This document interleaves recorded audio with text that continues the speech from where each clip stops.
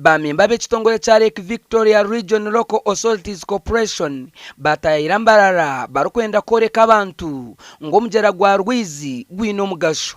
Omujera ogu nigukoresebwa abantu barukurenga miliyoni 5 okurwa mu district zirukurenga 10 muri Ankole hamwe na Buganda. So members twena abaryo mu Western Uganda turebe ngo twataho uburyo kubyara emiti mingi kurinda River Rwizi ahubwo kuba niyo eri connectinga munonga na icyo kitongole cya Rafra. Ibintu bino byotekaho ebisaniko byosula bigenda kugenda mu nyanja byeningapo nga bigeze mu nyanja ekisooka byennyini webizibe emyala.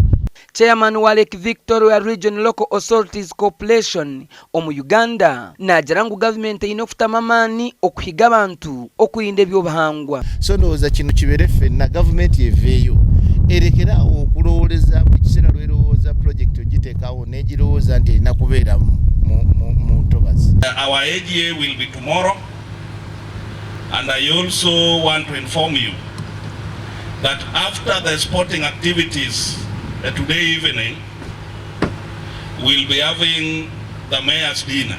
The biggest task that leaders and mayors, especially the mayors and the managers, is to ensure that we reduce on the gap between the very rich and the very poor in our respective cities. Haruho emite yabyarwa ahambuga nkuru za Mbarara City bwanyuma nuko kuzana kachika naho bakabyara y'emiti eri kwingana 200. Report to Tanzania and Kenya and Amakuru agagasha kwa Chiru Ramazan hamwe na Ali Washwa.